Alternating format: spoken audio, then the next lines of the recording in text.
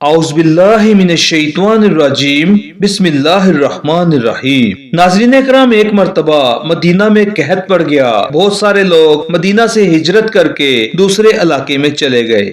انہی لوگوں میں ایک عظیم خاندان تھا جو آل رسول صلی اللہ علیہ وآلہ وسلم سے تھا۔ ناظرین، یہ ایک بیوہ خاتون تھی اور ان کے ساتھ ان کی 7 کنواری جوان بیٹیاں بھی تھیں۔ جب مدینہ منورہ کے منافقین نے ان کا مذاق اڑایا کہ آل رسول صلی اللہ علیہ وآلہ وسلم کا خاندان بھوکا اور بے سر و سامان ہے، تو ان بیوہ خاتون نے ہجرت کرنے میں ہی غنیمت جانی۔ آپ اپنی بچیوں کے ساتھ بڑے تکلیف دہ مراحل سے گزر کر سمرقند پہنچی۔ راستے کی تھکان اور بھوک اور پیاس کی تکلیف نے مزید چلنے سے روک دیا تو آپ ایک درخت کے سائے میں اپنی بچیوں کو لے کر بیٹھ گئیں۔ لوگوں نے جب با پردہ اور باوقار خواتین کو اس طرح بے یار و مددگار بیٹھے دیکھا تو ایک صاحب نے کہا کہ یہاں 2 لوگ بڑے سخی ہیں، ایک حاکم جو مسلمان ہے اور دوسرا مجوسی، آپ ان میں سے جس سے چاہیں پناہ لے لیجئے۔ وہ خاتون اٹھیں اور مسلمان حاکم کے گھر کے دروازے پر دستک دی۔ ایک ادھیڑ عمر شخص آیا۔ آپ نے کہا کہ دیکھیں، میں مسافر ہوں اور میرے ساتھ میری جوان بچیاں بھی ہیں۔ آپ مسلمان ہیں، اس لیے آپ سے درخواست ہے کہ مجھے پناہ دے دیجئے، میں بہت پریشان ہوں، رات ہونے کو ہے۔ اس شخص کے چہرے پر ناگواری کے اثرات نمایاں تھے۔ پھر خاتون نے کہا کہ دیکھیں، میں مدینہ سے ہجرت کر کے آئی ہوں اور میرا تعلق آل رسول صلی اللہ علیہ وآلہ وسلم سے ہے۔ اس شخص نے کہا کہ کیا دلیل ہے کہ تم آل رسول ہو؟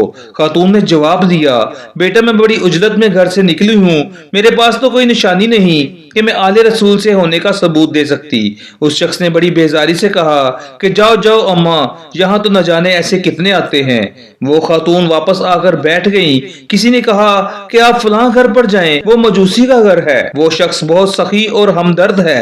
آپ اٹھیں اور اس کے دروازے پر دستک دے کر وہی الفاظ کہے جو مسلمان کو کہے تھے۔ یہ سننا تھا کہ مجوسی کے چہرے کا رنگ فک ہو گیا۔ اس نے فوراً اپنے گھر کا دروازہ کھول دیا اور نہایت عزت اور احترام سے ان کو گھر میں بٹھایا اور اپنی بیوی سے کہا کہ ان لوگوں کے کھانے پینے کا بندوبست کرو، تم نہیں جانتی کہ یہ کتنے عظیم لوگ ہیں، یہ آل رسول سے ہیں۔ یہ کہتے ہی اس شخص کی آنکھوں میں آنسو آ گئے اور وہ جلدی سے سودا سلف لینے چلا گیا۔ ابھی اس واقعہ کو 1 دن ہی گزرا تھا کہ اس مجوسی کے گھر پر ایک شخص نے دستک دی۔ مجوسی نے دروازہ کھولا تو پڑوسی مسلمان حاکم کو پایا، ننگے سر ننگے پیر، پریشان حال۔ مسلمان حاکم نے کہا کہ تیرے پاس ایک خاندان آیا ہے، اس کو میرے حوالے کر دے۔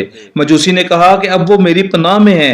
مسلمان نے کہا کہ جا جا، تیرا کیا کام، تو مجوسی ہے، وہ مسلمان ہے اور آل رسول صلی اللہ علیہ وآلہ وسلم سے ہیں، تو ان کو نہیں رکھ سکتا۔ مجوسی نے کہا کہ جب وہ تیرے پاس آئے تھے تو نے ان کو کیوں واپس کر دیا، اور اب کیا ہوا کہ ان کو لینے آیا ہے؟ مسلمان نے کہا کہ جب میں نے اس خاندان کو واپس کیا اور میں دوپہر کو سویا تو مجھے رسول پاک صلی اللہ علیہ وآلہ وسلم خواب میں نظر آئے۔ آپ صلی اللہ علیہ وآلہ وسلم نے فرمایا کہ یہ سامنے جو سونے کا محل ہے، ہیرے موتی اور جواہرات سے کندہ، یہ ایک ایمان والے کا ہے۔ میں نے کہا حضور، میں ایمان والا ہوں۔ آپ نے فرمایا کہ تیرے پاس کیا دلیل ہے کہ تو ایمان والا ہے؟ میں گھبرا کر اٹھ گیا اور میں سمجھ گیا کہ رسول پاک صلی اللہ علیہ وآلہ وسلم نے مجھ سے دلیل کیوں مانگی۔ یہ سن کر مجوسی آنکھوں میں آنسو لیے زور زور سے ہنسنے لگا۔ مسلمان نے حیران ہو کر پوچھا کہ تو ہنس کیوں رہا ہے؟ اس مجوسی نے کہا کہ بن دیکھے سودا کیا تھا، تو نے خواب پورا نہیں دیکھا۔ جب رسول اللہ صلی اللہ علیہ وآلہ وسلم کے پاس تو آیا، میں رسول اللہ صلی اللہ علیہ وآلہ وسلم کے برابر میں کھڑا تھا۔